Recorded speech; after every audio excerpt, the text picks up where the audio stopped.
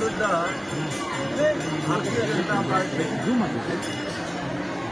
ಹೋರಾಟವನ್ನು ಕೈಗೊಂಡಿದೆ. ಈಗಾಗಲೇ ಸನ್ಮಾನ್ಯ ಬಸನಗೌಡ ಪಾಟೀಲ್ ಯತ್ನಾಳ್ ಅವರು ಬಿಜಾಪುರ ಜಿಲ್ಲೆಯಲ್ಲಿ ಈ ವಿಷಯದಲ್ಲಿ ಬಂದ ತಕ್ಷಣವೇ ಅವ್ರ ಗಮನಕ್ಕೆ ಬಂದ ತಕ್ಷಣ ಹೋರಾಟವನ್ನು ಪ್ರಾರಂಭ ಮಾಡಿದರು. ಹೋರಾಟದ ಭಾಗವಾಗಿ ದೊಡ್ಡ ಸಭೆಗಳು ಆಯಿತು. ಹಗಲು ರಾತ್ರಿ ಧರಣಿ ಮಾಡಿದರು. ಕೇಂದ್ರ ಸಚಿವರಾದಂಥ ಪ್ರಹ್ಲಾದ್ ಜೋಶಿ ಅವರು, ಶೋಭಾ ಕರಂದ್ಲಾಜೆ ಅವರು ಬಂದು ಭಾಗವಹಿಸಿದರು. ಹಾಗೆಯೇ ವಕ್ಫ್ ಬಗ್ಗೆ ರಚಿಸಲಾಗಿರ್ತಕ್ಕಂಥ ಜಾಯಿಂಟ್ ಪಾರ್ಲಿಮೆಂಟರಿ ಕಮಿಟಿಯ ಅಧ್ಯಕ್ಷರು ಸದಸ್ಯರು ಕೂಡ ಭೇಟಿ ಮಾಡಿ ಎಲ್ಲ ಮಾಹಿತಿಗಳನ್ನು ತೆಗೆದುಕೊಂಡು ಹೋಗಿದ್ದಾರೆ. ಹಾಗೆಯೇ ಒಂದು ಸಲಹೆನೂ ಅವರು ಕೊಟ್ಟಿದ್ದರು ಯತ್ನಾಳ್ ಅವರಿಗೆ. ರಾಜ್ಯಾದ್ಯಂತ ಈ ರೀತಿಯ ಪ್ರಕರಣಗಳು ಎಲ್ಲೆಲ್ಲಿದೆ ನೀವು ಮಾಹಿತಿಗಳನ್ನು ಸಂಗ್ರಹ ಮಾಡಿ ಕಳಿಸ್ಕೊಡಿ ಅಂತ. ನಾವು ಬರೀ ಮಾಹಿತಿ ಸಂಗ್ರಹ ಮಾಡೋದಷ್ಟೇ ಅಲ್ಲ, ಜನಜಾಗೃತಿನೂ ಮಾಡಬೇಕು ಅಂತ ಹೇಳಿ ತೀರ್ಮಾನ ಮಾಡಿ ಈಗಾಗಲೇ ಬಿಜೆಪಿ ಹೋರಾಟವನ್ನು ಶುರು ಮಾಡಿದೆ. ಹಾಗೆಯೇ ಈಗ 25ನೇ ತಾರೀಕು ಇವತ್ತು ಬೀದರ್ ಜಿಲ್ಲೆಯ 2 ಗ್ರಾಮಗಳಿಗೆ ನಾವು ಹೋಗ್ತಾ ಇದ್ದೀವಿ. ಒಂದು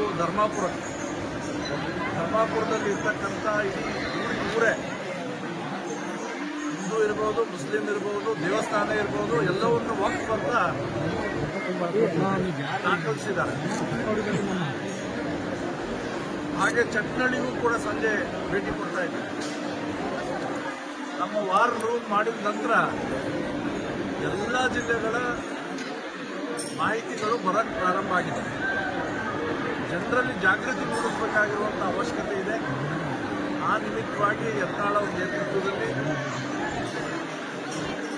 ಎಲ್ಲರೂ ಭಾಗವಹಿಸಬೇಕು ಅಂತ ಹೇಳಿ ಕರೆ ಕೊಟ್ಟು ಇವತ್ತಿನಿಂದ ಬೀದರ್ನಿಂದ ಈ ನರಸಿಂಹ ಜನ ಸ್ವಾಮಿಯ ದರ್ಶನ ಮಾಡಿ ನಮ್ಮ ಜನಜಾಗೃತಿ ಅಭಿಯಾನವನ್ನು ಪ್ರಾರಂಭಿಸ್ತಾ ಇದ್ದೇವೆ. ಈ ಯತ್ನಾಳ್ ಅವರ ನೇತೃತ್ವದಲ್ಲಿ ಸನ್ಮಾನ್ಯ ರಮೇಶ್ ಜಾರಕಿಹೊಳಿ ಇದ್ದಾರೆ, ಸಿದ್ದೇಶ್ ನಮ್ಮ ಹಿರಿಯ ನಾಯಕರಾದಂಥ ಕೇಂದ್ರದ ಮಾಜಿ ಸಚಿವರಾದಂಥ ಸುಖೇಶ್ ಅವರಿದ್ದಾರೆ, ರಾಜ್ಯದ ಮಾಜಿ ಸಚಿವರು ಕುಮಾರ್ ಬಂಗಾರಪ್ಪ ಅವರಿದ್ದಾರೆ, ಶಾಸಕ ಮಿತ್ರರಾದಂಥ ನಾಯಕರಾದಂಥ ಹರೀಶ್ ಅವರಿದ್ದಾರೆ. ಹಾಗೆಯೇ ನಮ್ಮ